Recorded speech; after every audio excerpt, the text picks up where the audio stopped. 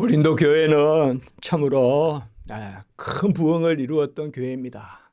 지리상으로도 고린도 교회가 아주 중요한 지역에 있습니다. 오늘도 역시 오늘날도 그 지역이 여러 가지로 중요한 그런 그리스의 지역입니다. 일찍 복음을 받고 제2차 전도 여행 때 큰 부흥을 이룬 고린도 교회는 그러나 곧 여러 당파로 나누어지는, 무엇보다 헬라파가 있었고 또 유대파가 있는, 그래서 그 헬라주의자들, 이방인들이라고 하죠. 그들이 들어와서 믿고 또 유대인들이 믿는, 그래서 분쟁이 적잖이 있었습니다. 그리고 또 그들이 각각 지지하는 사람들이 있어서 좀 더 유대인들은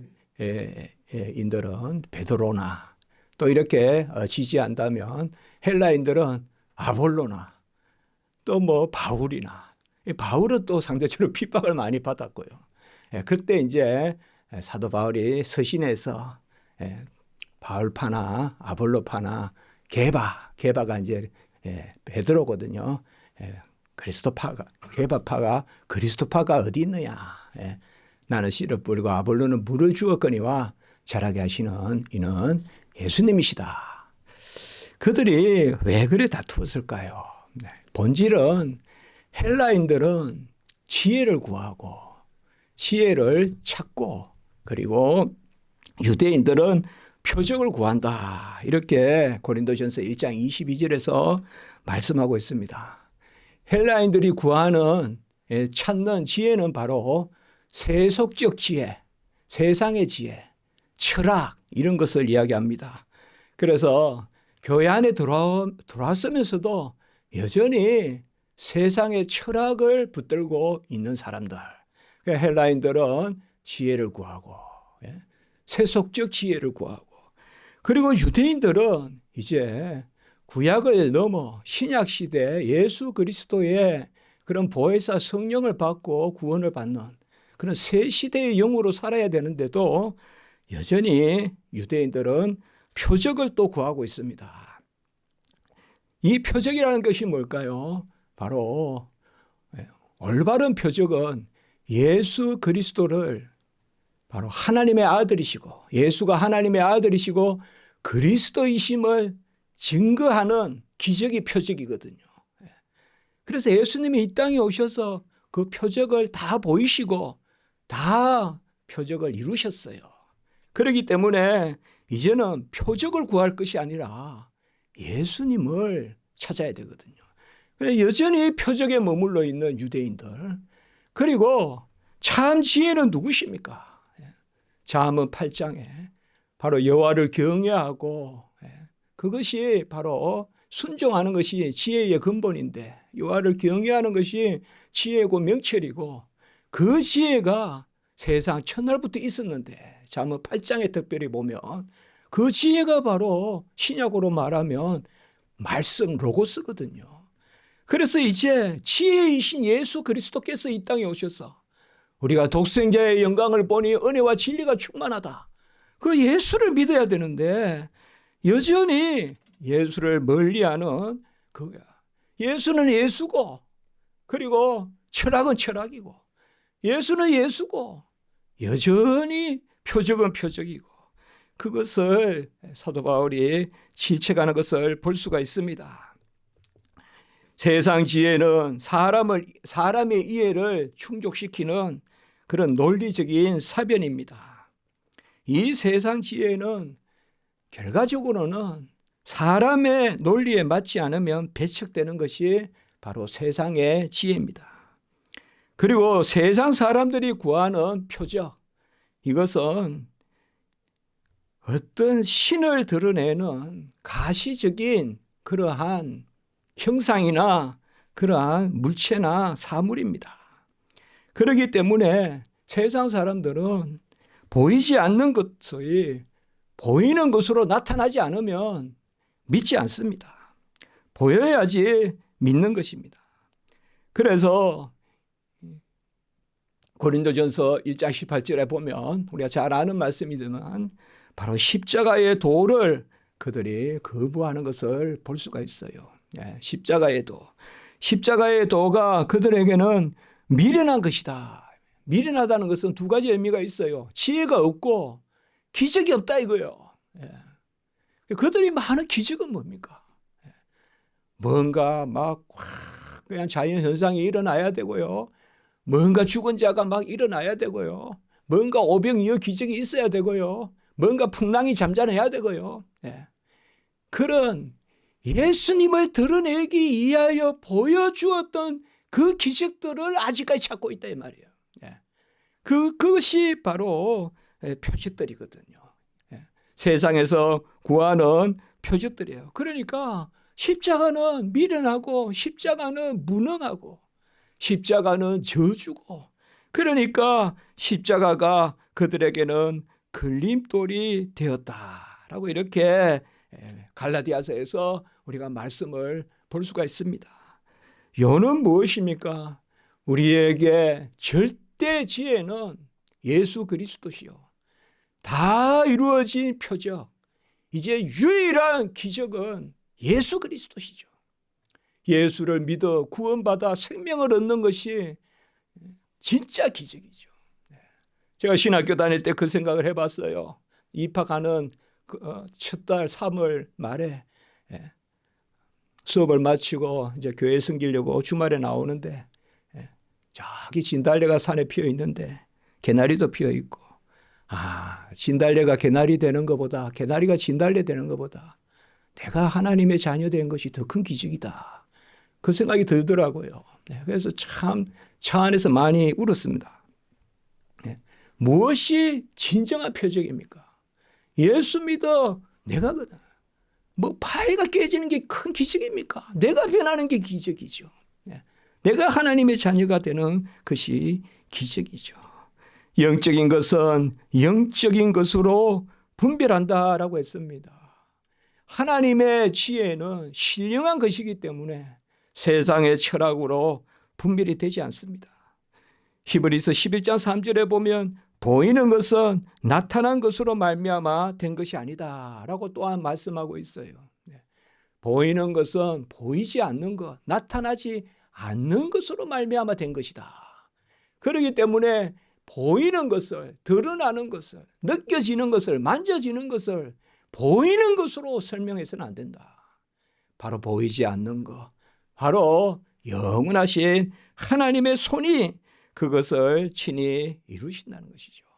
진정한 표적은 이 땅에 오셔서 육신 가운데 오셔서 우리가 그를 듣고 보고 자세히 보고 만진 바 된지라. 요한일서 1장 1절. 그분이 진정한 표적이죠. 영원하신 하나님의 아들이 사람의 아들이 되셔서 우리 눈에 보이시고 만져지시고 보이시고 들리시고 친히 말씀해 주시고, 그 표적이죠. 예수보다 더 귀한 표적이 어디 있냐 이 말이에요. 영원하신 지혜의 말씀이, 태초로부터 계신 생명의 말씀이, 참빛이, 그 빛 안에 그 빛이 사람의 생명이라. 요한복음 1장 1절 아닙니까? 1장 1절, 1장 4절, 1장 9절. 참 태초로부터 계신 하나님의 말씀, 그 하나님의 말씀 안에 생명이 있고 생명이 사람들에 비치고 그 참빛이 와서 영접하는 자, 그 이름을 믿는 자에게는 하나님의 자녀가 되는 권세를 주시는 바로 그 예수죠. 그래서 오늘 말씀에 보면 크게, 제가 이 본문을 참 찾기가 쉽지 않았습니다. 마태복음. 그래서 오늘 보면 마태복음 앞부분부터 본문의 말씀을 크게 보면 오늘 말씀에 두 가지가 있어요. 하나는 요나의 표적이라는 개념이 있습니다. 서기관과 바리새인, 사두개인 뭐 여러 계층으로 나타납니다.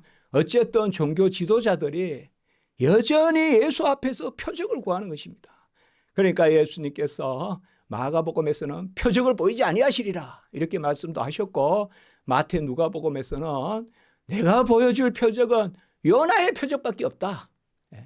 요나의 표적이 뭡니까? 바로 밤낮 사흘 동안 다시스로 가는 배 안에서, 그래요, 물의 풍랑에 맞아서 물에 빠져서 물고기 뱃속에 사흘 밤낮을 그 안에 있다가 다시 물고기가 토해내서 살아난 바로 죽음과 부활의 표적이죠. 그러니까 요나의 표적밖에 없다. 그리고 또 지혜를 이야기하니까 지혜는 뭐예요? 땅끝 남방에서 여왕이, 이 바로 서바 여왕이에요. 서바 여왕. 열왕기상 10장에 나오는 서바 여왕. 그 서바 여왕이 땅끝에서, 그것을 오늘 우리가 대체로 오늘날 이디오피아라고 봅니다. 이디오피아. 그 아프리카에 가보면 이디오피아는 기독교입니다. 이디오피아는. 그때부터 복음이 전해졌다. 그래서 이디오피아라고도 보기도 하고, 또 혹자는 저 사우디아라비아 쪽 그 끄트머리다 어디라고 보기도 합니다만은, 어쨌든 땅끝 남방에서 그 이제 지혜를 구하러 온 거예요. 사실 두 가지를 보러 왔어요. 하나는 솔로몬의 지혜를 듣고, 하나는 성전을 구경할 일이 없고 왕궁을 구경하러 왔어요, 여왕이. 그런데 솔로몬에게 모든 질문을 했는데 솔로몬이 다 대답하고, 내가 생각했던 거는 절반도 안 된다. 훨씬 왕의 지혜가 뛰어나다. 솔로몬의 지혜가 뛰어나다. 그게 이제 오늘 나오는 이야기예요. 심판 때의 남방 여인, 오늘 마태복음 42절 서바 여왕이에요, 이게. 그런데 요나의 표적밖에 없는데도 요나보다 큰 이가 나고, 여기 있단 말은 예수 자신을 뜻하는 거예요. 요나보다 큰 이가 여기 있고, 요나는 표적이잖아요. 그러나 예수님은 실체잖아요. 예수님은. 그래서 요나를 구원하시는 분이 예수님이시잖아요. 그러니까 요나보다 큰 이가 여기 있고, 예수님 믿으면 된다 이 말이에요. 그때는 요나의 전도를 받고 니느의 백성들이 구원을 받았다면, 이제 요나보다 더 큰 이 예수 그리스도가 여기 있다 이 말이에요. 무슨 표적을 구하냐 이거예요. 예수는 나를 믿으면 되는데. 그리고 남방 여왕이 지혜를 구해서, 그 동네 사람들은 듣지 않고 이 남방 여왕은 지혜를 들었는데, 마지막 때에 니느의 백성들이 너희들을 다스릴 것이고 남방 여왕이 너희들을 다스릴 것이고, 이건 상당히 엄격한 말씀이죠. 그러나 그 솔로몬보다 내가 더 크다. 또 이렇게 말씀했죠. 솔로몬이 얼마나 많은 자문을 짓고 또 그렇게 했습니까? 그래도 솔로몬보다 더 큰 이가 여기 있다. 그래서 오늘 말씀은 고린도전서에 헬라인들은 지혜를 찾고 유대인들은 표적을 구한다라고 사도 바울이 쓴, 마치 그 말씀을 예정이라도 마치 예상이라도 했다는 그 말씀같이 오늘 우리가 이 말씀이 보입니다. 그래서 제가 오늘 그의 말씀을 요나의 표적과 절대 지혜다 이렇게 제목을 잡아본 것입니다. 세상의 지혜가 아니라 하나님의 지혜. 그래서 요나의 표적과 절대 지혜다. 오늘 특별히 33절에서 마태복음 우리가 읽은 37절에 보면 말에 대해서 이야기하고 있습니다. 그래서 이것은 다른 곳에서도 나옵니다. 우리가 이미 보았고요. 열매로 알리라 그렇게 알지 않습니까? 그런데 특별히 오늘 여기 보면 바로 좋지 않은 나무에서 좋은 열매가 맺힐 수 없다. 역으로 말하면 뭐예요? 좋은 나무에서만 좋은 열매가 맺힌다. 좀 더 구체적으로 말하면 좋은 열매 맺지 않는 좋은 나무 없다. 그렇게도 볼 수가 있겠죠. 농부가 농약도 사고 뭐 제초 작업도 하고 그런데 많이 애를 쓰죠. 비료도 사고. 그러나 가장 중요한 건 뭐예요? 묘목이잖아요. 묘목을 잘 사야 되거든요. 묘목이 튼실해야 뭐 농약을 뿌리고 비료를 주고 퇴비를 주고 그게 잘 자라지. 그렇지 않겠어요? 해보래요. 나무가 좋지 않은데 어떻게 좋은 열매를 맺느냐. 오늘 여기에서 이것을 왜 비유를 드느냐 하면 말에 대해서 이야기합니다. 자, 제가 이 말씀을 오늘 이렇게 본문을 연결시켜 본 것입니다. 말이 바로 마음을 담아내는 것인데 오늘 34절에 보면 12장에 마음에 가득한 것을 입으로 말함이라 이렇게 이야기하고 있습니다. 사실 말이라는 것이 어찌 생각 없이 나오겠습니까? 우리가 무의식 중에 중얼중얼했다. 그건 말이 아니죠. 넋두리죠. 그건 넋두리죠. 막 그런 것은 우리가 말이라고 할 수 없죠. 말이라는 것은 뭐예요? 마음을 담은 뜻있는 언어가 말이겠죠. 마음을 담아서 나오는. 그래서 마음에 가득한 것을 입으로 말하는데 우리의 마음이 어떠냐 이 말이에요. 타락한 마음이다 이 말이에요. 인류의 영혼이 타락한 영혼이다. 이게 마음이 실체고 말은 표현인데요. 결코 이 말이 어두운 마음에서 더러운 마음에서 밝고 깨끗한 말이 나올 수 없다. 그래서 이 말이 그릇된데 마음이 온바른 사람이 없다. 이렇게 또 말씀하고 있어요. 그래서 말을 보면 마음을 알 수 있다. 그래서 마지막 때에 말로 의롭다함을 받고 말로 정죄함을 받으리라. 37절에. 이런 말씀을 우리가 잘 생각해 봐야 되는데요. 이게 뭘까요? 오늘 이렇게 생각해 볼 수가 있습니다. 자, 다시 우리가 세상의 지혜와 세상의 표적을 한번 생각해 보십시오. 표적은 아까 뭐라 그랬죠? 예수님이 하나님의 아들이시고 그리스도이심을 드러내는 기적을 표적이라 그러죠. 그런데 그들이 구하는 표적은 진정한 그리스도와 하나님의 아들의 기적을 구하는 것입니까? 아니잖아요. 그러니까 그들이 겉으로는 여러 하나님을 바란다 하고 종교적인 행사를 하고 그런 것들을 하지만 겉으로는 많은 말을 하고 겉으로는 어떤 기도의 음성도 내고 겉으로는 가르치는 음성도 내고 예배의 음성도 내고 그 말을 하지만 속은 온전치 않다 이 말이에요.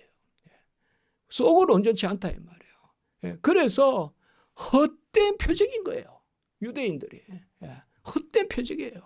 1년 내내 중얼중얼 하는데 실체와 표현이 다르다 이 말이에요. 실체와 표현이 다르다 이 말이에요. 우리가 어린아이와 같이 되어야 천국 간다. 이 소자 하나같이 되지 않고는 아무도 천국에 들 자가 없다 했잖아요. 어린아이의 특징이 뭘까요? 어린아이는 올바르고 장성하고 성숙한 것은 아니에요. 딱딱한 것은 못 먹어요. 그러나 어린아이의 특징은 뭐예요? 표리가 부동하지 않다 이 말이에요. 쏙과 끝이 동하다 이 말이에요. 같다 이 말이에요. 그게 어린아이와 같이 된다는 거거든요. 어린아이와 같이 된다는 거. 종교와 믿음은 여기서 차이가 나는 거예요. 믿음은 뭔가 하면 우리 속에 간절함을, 애통함을, 상한 심령을 내어놓는 거예요. 그래서 겉과 속이 다르지 않은 것이요. 그래서 하나님이 진정 원하느냐라고 우리에게 물으시는 거예요. 네가 진정 낫기를 원하느냐. 그러면 그러하이다 아멘 하면 내가 나은 줄 믿노라. 그러면 내가 말씀에 의지하여 나은 줄 믿습니다. 이렇게 우리가 되는 것입니다. 표적이 여기에 문제가 있는 거예요. 표적은 바로 겉과 속이 다르다. 겉과 속이. 그러니까 오늘 여기에 말씀해 보면 37절 아까도 했지만 내 말로 의롭다함을 받고 내 말로 정죄함인데 말이라는 것은 마음의 표현인데 사실 우리는 마음이 표현을 끌고 갈 것 같지만 어느 정도 되면 우리가 표현이 마음을 끌고 갑니다. 이걸 뒤집어 놔야 돼요. 이게 바로 일상주의예요. 이게 신앙의 매너리즘이에요. 아무 생각 없이 1년 내내 사는 거예요. 그러면 아무 생각 없는 삶이 내 마음을 끌고 다니는 거예요. 이걸 뒤집는 게 바로 기도예요. 기도는 뭐냐 하면 내 속이 표현을 끌고 다니게 하는 게 기도예요. 내 속이 표현을 끌고 다니는. 오늘 금방 읽었던 이것은 뭐예요? 그것은 뭐예요? 34절에 독사의 자식들아. 이 독사의 자식들이라고 우리 주님께서 말씀하시는 것은 바로 위선자들을 뜻할 때 쓰는 말씀이에요. 특별히 우리가 마태복음의 23장 거기에 보면 바로 해칠한 무덤과 같고 서기관과 바리새인들이요. 그 독사의 자식들이다. 독사의 자식들이란 말은 뭐 막 독을 뿜어서 물어 죽이고 하는 막 그런 의미가 있을지 몰라도 기본적으로 독사의 자식은 갈라진 혀, 바로 윗선, 말은 막 끊임없이 그냥 혀가 날름날름 하는데 속은 그렇지 않은 이제 그것을 이야기하고 있습니다. 그리고 이 표적도 그렇고 그리고 지혜도 그러하다. 지혜도 진정 우리가 속으로 하나님을 구하는, 진정 우리가 무릎을 꿇고 앉아서 하나님 나의 중심을 보시옵소서, 상한 심령을 받으시옵소서, 내 영의 소원과 간구를 들으시옵소서. 그게 지혜란 말이에요. 그게 어린 아이가 어른들을 부끄럽게 한다 이 말이에요. 그게 지혜란 말이에요. 그래서 우리는 배고프면 밥 달라 하면 돼요. 하나님께. 길을 모르면 알려달라 하면 돼요. 알려달라 하면 되거든요. 그러니까 그것이 바로 오늘. 그래서 먼저 우리가 오늘 33절 37절 말씀이 이 부분에 있는 거, 제가 이거 많이 묵상했습니다. 그러니까 이 말씀이 오늘, 그리고 이제 오늘 38절부터 표적과 지혜가 나오는데, 이게 고린도 교회의 문제였던 바로 헬라인들은 지혜를 찾고 유대인들은 표적을 구하는구나. 이게 예수님이 오신 지금 이 시대에도 우리에게도 똑같은 이야기구나. 그런데 주님은 이미 여기서 말씀하고 계시는구나. 너희들이 표적을 막 찾으나 표적은 나밖에 없어. 구약에는 요나의 표적은 있어. 그러나 이제 신약에는 요나를 믿는 게 아니라 요나의 표적은 사흘 동안 죽었다가 살아나는 표적 아니냐. 바로 내가 죽고 부활한 거 아니냐 이 말 주님께서. 이건 오늘 이미 되시기 전에 예언의 말씀이죠.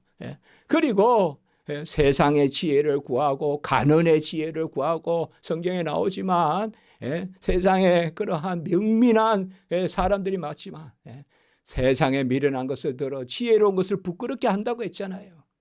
그리고 여호와의 지혜로운 것이, 작은 여호와의 미련한 것이 세상의 지혜로운 것보다 낫다 그랬잖아요. 이 말은 뭐예요? 하나님 안에서 진실되게 나는 몰라요, 나는 아무것도 몰라요, 나는 미련해요 하는 게 세상의 똑똑한 지혜보다 낫다는 거잖아요. 그래서 오늘 여기에 이렇게 42절에 남방 여왕이 하면서 솔로몬의 지혜로운 말을 들으려고, 그래서 이 말씀이 이런 말씀을 담고 있구나 생각을 했습니다. 서기관과 바리새인들이 표적을 보여달라고 하니까 주님께서는 악하고 음란한 세대가 표적을 구하나 이렇게 말씀하고 있습니다. 선지자 요나의 표적밖에 보여줄 표적이 없다. 참된 표적을 진정 구한다면 우리는 십자가로 갈 것입니다. 진정 이 시대의 표적을 구한다면 우리는 십자가를 바라보게. 십자가가 밝히 보이거늘 누가 너희를 깨드냐. 갈라디아 3장 1절. 이게 답입니다. 십자가가 밝히 보이거늘 누가 너희를 깨드냐. 밝히 보입니다. 아무것도 보고 싶은 게 없습니다. 이제는 보이는 것으로 보이지 않는 것을 드러내는 거, 그거 소망하지 않습니다. 이제는 십자가가 보입니다. 십자가가. 그 무엇도 관심 없습니다. 예수만 바라보는 거죠. 우리가 예수만 바라보는 거예요.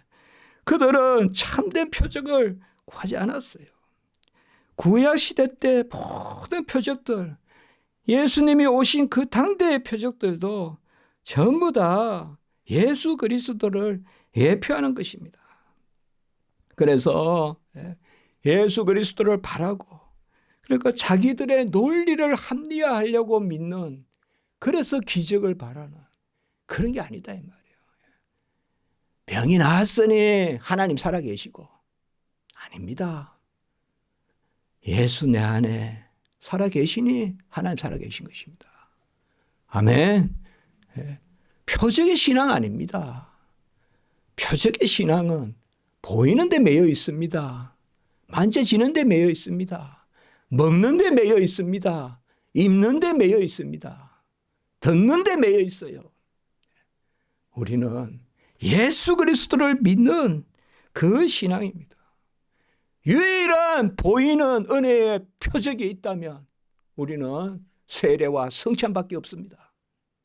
그것은 주님이 우리에게 제정해 주시는 보이지 않는 은혜에 대한 보이는 표 혹은 표적이라고 할 수 있습니다. 이제는 신약 시대 때는 다른 표적을 우리가 찾지 않습니다. 예수님께서 이 땅에 오셔서 지난주에도 우리가 이 말씀 오후에 보았지만 오전에도 잠깐 말씀을 드렸지만 특별히 요한복음에 보면 7가지 표적이 있지 않습니까? 7대 표적이라고도 하죠. 그 중에 예수님께서 먼저 먹을 것을 주시는 표적. 가나 혼인잔치에 포도주가 되게 하는, 물이 포도주가 되게 하는. 그리고 오병이어의 기적. 그리고 병자를 낫게 하시는 표적. 그렇죠. 왕의 신하, 열병이 들어서 죽게 되었나이다 하는 왕의 신하의 아들을 고쳐주는 표적. 그리고 바로 베데스다에 38년 된 걷지 못하는, 서지 못하는 병자를 고쳐주시는 표적. 그리고 실로암에 눈먼 자를 고쳐주시는, 이제 병자를 낫게 해주시는 표적을 또 보이셨죠. 그리고 여기서 나아가서 이제 주님께서 뭐예요? 생명을 살리시는 그것도 표적도 보여주시죠. 생명을 살리시는 그 표적이 바로 뭐예요? 나사로를 살리는, 나사로를 살리는 표적. 그리고 또 한 가지, 7가지. 한 가지가 뭐예요? 무리를 걸으시는, 풍랑도 잠잠하게 하시고.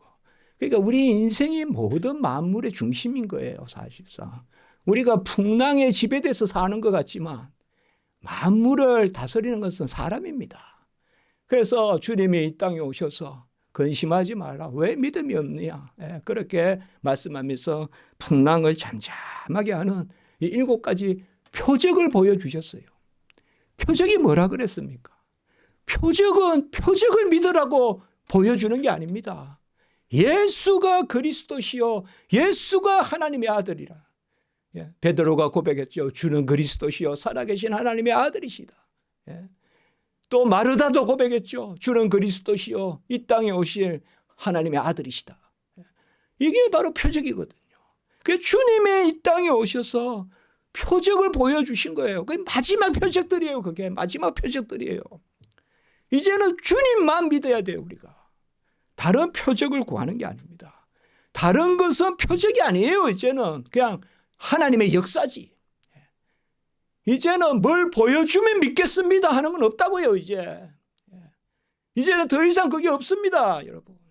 찾지 마세요. 구하지 마세요. 내가 뭐가 좀 내 앞에 보이면 나 확실히 믿을 것 같은데 그런 거 없습니다. 그런 거 보여줘서 교회 전도 못합니다. 그런 거 보여준다고 전도 못합니다. 한때는 그런 조류가 있습니다만은 아닙니다. 말씀으로 믿음으로 부흥이 일어나는 것입니다. 기독교 역사는. 현상으로 나타나지 않습니다. 현상으로 나타나는 것은 부흥의 끝자락에 나타나는 거고 그 다음에 교회는 쇠퇴가 옵니다. 현상을 표적을 쫓아서 교회가 부흥되는 거 없습니다. 왜요? 표적을 쫓으면 표적으로 망하는 거예요. 보이는 것으로 흥하면 보이는 것으로 가라앉습니다. 그러나 예수님이 이 표적들을 본 것은 그래서 악하고 음란한 세대다. 악하다는 것은 뭐예요? 하나님의 뜻을 떠난 것입니다. 악한 것입니다. 음란한 것은 뭐예요? 자기 욕심을 위해서 구하는 것입니다. 악하고 음란한 세대예요. 그러니까 너희들에게 보여줄 표적은 사실상 없다는 것입니다. 유일하게 표적을 보여준다면 바로 요나의 표적밖에 없다. 이렇게 말씀한 것입니다. 사실 우리가 한 가지 표적이다 하면 요나의 표적이고 또 성탄절 때 한번 말씀을 드렸죠. 우리가 베들레헴의 목자들에게 천사 가브리엘이 너희들이 가서 말 구유에 누워 있는 강보에 쌓인 아이를 보리니 이것이 표적이다. 그 사실상 가장 중요한 표적은 두 가지입니다. 두 가지. 강보에 쌓인 아이를 보리니 이것이 표적이다. 뭐예요? 하나님의 아들이 가장 미천한 곳에 오신, 그래서 말 구유에 포대기에 쌓여 있는 그 아이를 보리니 이것이 그 높디 높은 만유의 만유,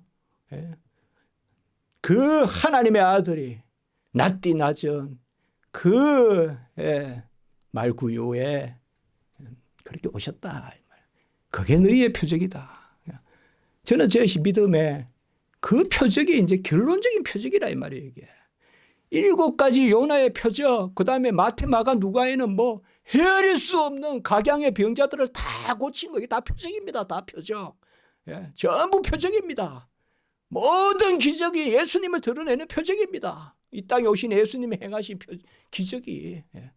예수님이 이 땅에 왜 오셔서 기적을 행하셨습니까? 이 땅에 오시지 않으면 낫게 하지 못합니까? 이 땅에 오시지 않으면 오병이어 그 기적 못 일으키십니까? 일으키십니다.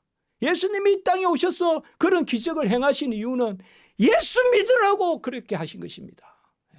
예수 믿으라고 중풍병자 낫게 하시고 제사함을 받았다라고 말씀하신 것입니다. 예수 믿으라고. 그 모든 표적이 예수 믿으라고 있는 것입니다.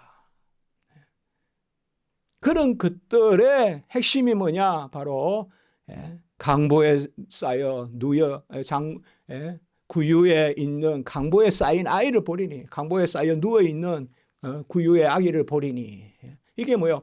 하나님의 아들이 사람의 아들이 되심, 그리고 오늘 요나의 표적. 왜 하나님의 아들이 사람의 아들이 되셨어요?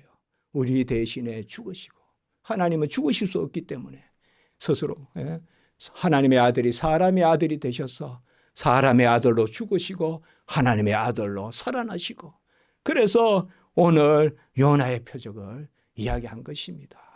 이제는 요나의 표적이 이루어진 시대에 우리가 살고 있습니다. 서로 다른 표적을 구하지 않습니다. 인자도 밤낮 사흘 동안 땅속에 있으리라, 이렇게 말했어요. 요나가 사흘 동안 바로 물고기 뱃속에 있었던 것 같이 인자도 우리가 몇 주 전에 봤죠. 인자는 바로 하늘에서 오신 분, 인자는 우리와 더불어 먹고 마시는 분, 인자는 우리와 함께 누우시는 분, 인자가 우리를 위하여 죽으신 분, 그리고 인자가 구름 타고 오실 분, 인자의 살을 먹고 인자의 피를 마시지 아니하면 영생이 없고, 이 인자라는 말이 얼마나 친근한 말이고 귀한 말이고 구원의 말이라는 거, 그걸 우리가 나누었습니다. 여기 또 인자가 나오는 거예요.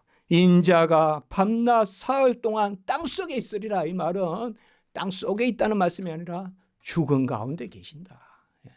바로 요나가 사흘 동안 물고기 뱃속에, 요나는 죽은 건 아닙니다, 사실. 그러나 그건 예표란 말이에요. 그래서 그 물고기 뱃속에 있다가 낫듯이 이제 예수님께서 인자가 사흘 동안, 그런데 요나보다 큰 이가 여기 있다, 이렇게 말씀합니다. 귀 있는 자는 좀 들으라, 이 말입니다. 귀 있는 자는 들으라. 그래서 그 당시에 니느웨 사람들이 회개했단 말이에요. 생각지도 요나도 생각지 않은 일이 일어난 거예요. 막 회개하고 짐승도 먹이지 않고 막 금식 같이 하고. 그러니까 마지막 때 니느웨 사람들이 이 세대 사람들을 정죄하리니, 이렇게 이야기합니다. 어떻게 보면 유대 사람들에게 참 무서운 이야기죠. 니느웨 사람들이 가장 유대인들이 싫어하는 아수리잖아요. 아수르 사람이죠. 아시리아 사람들이잖아요. 아수르 사람들. 가장 유대인들을 괴롭히고 통혼하고 막 끌고 가고, 가장 유대인들 자존심을 상하게 한 게 바벨론보다도 오히려 아수르거든요. 그런데 그들이 너희를 정죄한다, 이렇게 말씀했어요. 왜? 그들은 그래도 요나의 말씀을 듣고 회개하였거니와 너희들은 피리를 불어도 춤추지 않고 곡을 해도 울지 않는구나. 예? 그러나 귀 있는 자는 들을지어다. 이렇게 말씀하고 있는 것입니다. 그리고 오늘 42절에 한 가지 더 지혜에 대해서 말씀합니다. 아까 이야기했듯이 남방 여왕이 일어나 이 세대 사람을 정죄하리니 이는 그가 솔로몬의 지혜로운 말을 들어오고 땅끝에 왔다. 자, 이 남방 여왕이 이 세대 사람들을 지배한다. 이걸 문자 그대로 보는 게 아니라 의미적으로 그렇다는 거죠. 저 이방 끄트머리에 와서도 지혜를 구하러 오는데, 참 지혜를 구하러 왔는데 솔로몬에게. 솔로몬의 지혜는 바로 일천 번째 기도하면서 하나님이 주신 지혜잖아요. 그 지혜 들으려고 왔는데 너희들은 어찌 듣지 않냐. 마지막에 남방 여왕이 너희를 정죄할 것이다. 이게 그대로 남방 여왕이 정죄한다는 게 아니라 바로 그들이 오히려 너희들보다 더 구원을 받으리라. 의인으로 구원을 받으리라. 그러나 솔로몬의 보다 더 큰 이가 여기에 있다라고 이렇게 주님께서 말씀합니다. 오늘 여러분 우리가 16장에 보시면요. 또 그 말씀이 비슷한 말씀이지만 한 가지 더 비유가 나오죠. 하늘이 붉으면 날이 좋겠다 하고, 제가 이 말씀을 준비하면서 이번 주에 특별히 하늘을 좀 봤어요. 오늘도 아침에 새벽에 맞춰 가는데 구름이 조금 붉은 구름이 있더라고요. 그래서 여기도 보면 아침에 하늘에 붉고 흐리면 오늘은 날이 굳겠다 하고, 자, 일기는 예측한다 이 말이에요. 일기예보하듯이. 그런데 시대의 표적은 분별할 수 없느냐 너희들. 이렇게 이야기합니다. 제가 이 말씀을 듣고 많이 회개했습니다. 목사가 세상 일에는 밝은데 영적인 일에 어두워서 되겠냐. 엘리같이 되면 되겠냐. 엘리 대사장같이. 그 생각을 했어요. 세상에 밝은 목사가 돼서 되는 게 아니라 영적인 분별력을 가져야 돼요. 목사가 무슨 여기저기 땅값 이야기하고 어디 목이 좋은 데 찾고 그거 아니겠구나. 목사가 무슨 정치에 기웃기웃하고 그거 아니겠구나. 목사가 무슨 날씨 보고 예측하는 것도 아니겠구나. 목사는 그저 십자가를 전해야 되는 거예요. 아멘. 십자가를 전해야 됩니다. 목사는 그저 영적 부분, 시대를 분별할 수 있어야 된다. 시대의 분별은 무슨 종말론이라고 하지 말고요. 신약 시대, 예수님이 이 땅에 오시어 은혜 베푸는 이 시대를 분별할 수 있어야 된다.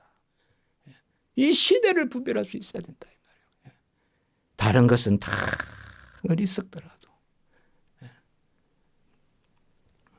그렇다고 집안일 같은 거 돕지 말라는 거 아닙니다, 여러분들. 집안일도 많이 도우셔야 돼요, 여러분들. 그게 아니라 내 마음을 어디에 두느냐, 내 중심을 어디에 두느냐, 내 중심을. 그래서 이번에 제가 이 말씀을 그냥 쉽게 봤는데 이번에 이 말씀을 보고 제가 많이 16장 3절에 너희가 날씨는 분별할 줄 알면서 시대의 표적은 분별할 수 없네요. 제가 올 한 해 이런 기도를 하겠다는 마음을 하나님 앞에 가졌거든요. 이 시대에 종이 무엇을 해야겠나이까? 이 시대에 한국교회를 위해서, 세계교회를 위해서 종이 무엇을 해야겠나이까? 하나님, 근데 오늘 이 말씀해 보니까 시대의 표적을 분별해라. 이 시대에 무엇을 해야 되는지 우리가. 항상 답은 있어요. 추수할 곡식은 많으나 일꾼이 적으니 추수할 일꾼을 보내주소서 기도하라. 이건 저는 주님이 오실 때까지 정답이라고 생각하거든요. 이것이요 추수할 곡식은 많으나 추수할 일꾼이 부족하니. 이것이요 추수할 곡식은 많습니다. 작년에 아프리카 가서 정말 생생하게 보고 왔습니다. 들을 기가 막 그냥 제 앞에 이렇게 막 쫙 그냥 정렬되어 있는 것 같은 그 기분이요. 제가 전하기만 하면 어느라든 뭐든 있어요. 에레미야 같이 말을 입에 넣어 주십시오, 하나님. 그런 마음으로 전하면 될 거 아니에요. 뭐 영어가 뭐 필요, 스페인어 뭐 말을 입에 넣어 주십시오, 에레미야 같이. 혀를 지시고 엘리야 같이, 에레미야 같이 말을 넣어 주시고 그러가 전하게 해 주십시오. 그래서 우리가 바로 우리는 이제 표적을 구하지 않습니다. 이제는 우리는 예수 그리스도십니다. 지혜도 절대 지혜입니다. 예수님입니다. 그게 십자가의 도입니다. 십자가의 도가 멸망당하는 자들에게 미련하나 구원을 받은 우리에게는 능력이라 십자가의 도입니다. 십자가가 밝히 보이거늘 아까 말씀드렸지만 다른 복음은 없고 그리스도의 복음밖에 없고 십자가의 복음밖에 없습니다. 그 가운데 누리면서 하나님이 주신 표는 세례와 성찬. 세례 한 번 받았으면 우리가 성찬, 이것이 우리에게 주시는 하나님의 표적입니다. 주님께서 요나보다 크시고 솔로몬보다 크십니다. 누구를 바라봐야 되겠습니까? 주님을 바라봐야죠. 주님을 바라보고 주님에게서 지혜를 얻으시고 주님에게서 신령한 은사, 기적적 은사 많이 경험하시기 바랍니다. 경건한 경험을 하시기 바랍니다. 기도 가운데, 말씀 가운데 경험하시기 바랍니다. 기도드리겠습니다. 거룩하고 자비로우신 하나님 아버지, 은혜와 사랑을 진실로 감사를 드립니다. 예수 그리스도를 믿음으로 구원 얻고 주 예수 그리스도의 영으로 살게 하시고 주와 함께 죽고 사니 죽는 것도 사는 것도 유익하다고 말씀하는 그 고백 가운데 살게 하시니 감사합니다. 주 내 안에 사심을 우리가 알고 또 주님 내 안에 역사하심과 십자가를 밝히 보는 그 보혜사 성령을 주셨으니 감사를 드립니다. 은혜와 진리가 충만한 예수 그리스도 함께 살게 하시고 주님의 백성 그리스도인 주님의 사자 주님의 일꾼 되게 하시옵소서. 우리 모든 십자가지기 성도님들 사랑하여 주시고 안위하여 주시고 위로해 주시고 평강을 주시고 복되게 하시고 예수 그리스도의 함께하심과 인도하심이 그 은혜가 충만한 또한 일상 삶 또 올 한 해 되게 해 주시옵소서. 우리 자녀들도 특별히 하나님 붙들어 주시고 이 학기가 바뀌고 학년이 바뀌고 학교가 바뀌는데 하나님 아버지여 은혜 가운데 인도해 주시옵소서. 모든 영광 존귀 감사 홀로 받으시옵고 세상의 전쟁이 그치게 하시고 무기를 내려놓게 하시고 복음이 이스라엘 땅에 들어가서 유대인들도 예수 믿고 무슬림도 예수 믿는 그 은혜가 예루살렘 이스라엘에서 일어나게 해 주시옵소서. 주 예수 그리스도의 이름으로 감사하며 기도드리옵나이다. 아멘.